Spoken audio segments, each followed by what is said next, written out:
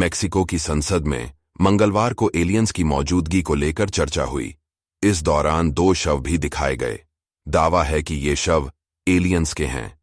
Mexican journalist और ufologist GeM मोसान ने बताया कि ये शव पेरू की एक खान से मिले थे जो करीब 1000 साल पुराने हैं।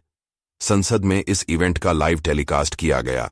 मम्मी बन चुके एलियन के शवों को लकड़ी के बॉक्स में रखा गया था। इसका वीडियो भी जारी किया गया है। सुनवाई के दौरान अमेरिकी नेवी के पूर्व पायलट रायन ग्रेव्स भी मौजूद थे।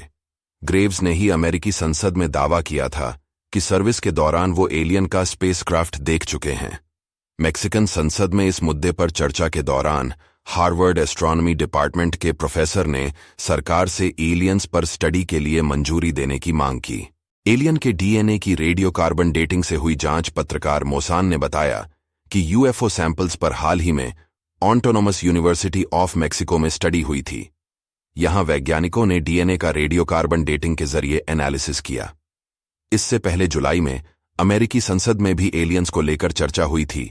इस दौरान यूएस नेवी के पूर्व intelligence officer retired major David Grusch ने दावा किया था कि अमेरिका कई सालों से यूएफओ और एलियंस से जुड़ी जानकारियां छिपा रहा है। उन्होंने ये भी कहा था कि अमेरिका इन यूएफओज की रिवर्स इंजीनियरिंग पर काम कर रहा है। मेजर ग्रश 2022 के आखिर तक अमेरिका की डिफेंस एजेंसी के लिए यूएपी यूएफओ से जुड़ी संदिग्ध घटनाएं पर एनालिसिस कर रहे थे। सुनवाई में उन्होंने बताया था कि सरकार को एलियन मिले थे और वो उनके स्पेसक्राफ्ट पर सीक्रेट रिसर्च कर रही है। ग्रश ने कहा था कि उन्हें काम के दौरान कई सालों से क्रैश हुए यूएफओज पर चल रही रिसर्च और रिवर्स इंजीनियरिंग प्रोग्राम के बारे में पता चला था। हालांकि उन्हें इस प्रोग्राम को देखने की मंजूरी नहीं दी गई। अमेरिकी रक्षा विभाग पेंटागन ने इन दावों को खारिज कर दिया था। पेंटागन ने कहा कि अमेरिका ने एलियन से जुड़ा कोई भी प्रोग्राम न कभी चलाया था और न अब ऐसा कुछ हो रहा है। संसद में ग्रश ने यह भी दावा किया था कि 1930 में हुए क्रैश में दूसरे ग्रह का स्पेसक्राफ्ट मिला। साथ में बॉडी भी थी, ये इंसान की नहीं थी। उन्होंने बताया था कि यूएस के इस प्रोग्राम में सीधे तौर पर शामिल अधिकारियों के जरिए उन्हें ये सूचना मिली थी। उन्होंने यह भी कहा कि अमेरिकी सरकार 1947 से प्रोग्राम चला रही है। जून में ग्रश ने पृथ्वी के बाहर जीवन होने की बात कही थी। ग्रश ने दावा किया था कि पृथ्वी के बाहर जीवन है और अमेरिकी खुफिया एजेंसियों के पास दूसरे ग्रह से जुड़ी बेहद अहम जानकारियां भी मौजूद हैं। उन्होंने कहा था कि वो संसद के सामने इसके सबूत पेश करने को भी तैयार हैं।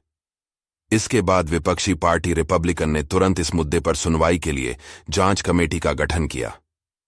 रिपब्लिकन के नेता बर्शेट ने कहा था कि वो इस बात में यकीन रखते हैं कि एलियन हैं। इस सुनवाई में ग्रश के अलावा पूर्व नेवी कमांडर डेविड फ्रेवर और retired navy pilot Ryan Graves भी शामिल हुए थे। इस दौरान इन दोनों ने ही एलियन स्पेसक्राफ्ट देखने का दावा किया। अमेरिका ने यूएफओ दिखने की बात स्वीकारी थी। 2020 में यूएफओ की जांच के लिए बनाई गई अमेरिकी टास्क फोर्स ने एक रिपोर्ट जारी की थी। 9 पेज की इस रिपोर्ट में अमेरिकी गवर्नमेंट सोर्स के जरिए 2004 से 2021 के बीच 144 यूएफओज के बारे में जानकारी दी गई थी। पेंटागन इन्हें अनआइडेंटिफाइड एरियल फिनोमिना यानी यूएपी कहता है। खास बात यह थी कि रिपोर्ट में यूएफओज देखे जाने की न तो पुष्टि की गई और न ही इस बात को खारिज किया गया। ये जरूर कहा गया कि इस तरह के ऑब्जेक्ट पृथ्वी पर एलियंस के आने का संकेत हो सकते हैं।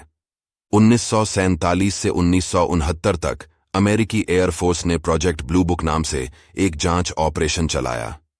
इसमें कुल 12,618 रिपोर्ट्स की जांच में पाया गया कि यह सामान्य घटनाएं थीं, जबकि 1701 रिपोर्ट्स के बारे में ज्यादा जानकारी नहीं निकल सकी। 2007 से 2012 के बीच advanced aerospace threat identification program AATI launch हुआ। बाद में यह प्रोग्राम बंद कर दिया गया। इन सभी प्रोजेक्ट की रिपोर्ट सीक्रेट रखी गई। 2020 में एक प्रोग्राम शुरू किया गया जिसे unidentified aerial phenomena task force नाम दिया गया। 24 जून 1947 को मशहूर बिजनेसमैन और pilot Kenneth Arnold Washington state में माउंट रेनियर के पास उड़ान भर रहे थे। केनेथ ने 9 चमकीले ऑब्जेक्ट्स को एक साथ वी पैटर्न में आसमान में उड़ते हुए देखा। उनकी स्पीड लगभग 2700 किमी प्रति घंटा थी, जो उस वक्त की किसी भी टेक्नोलॉजी से 3 गुना ज्यादा तेज थी। केनेथ ने बताया कि उन्होंने आसमान में तश्तरी जैसे ऑब्जेक्ट देखे हैं, जिसे अगले दिन कई अखबारों ने छाप दिया कि आसमान में उड़ती हुई तश्तरी देखी गई है। इसके बाद यूएफओ देखने की घटनाएं बढ़ गईं। आपके इस बारे में क्या विचार हैं? हमें कमेंट बॉक्स में जरूर बताएं और चैनल को सब्सक्राइब करें।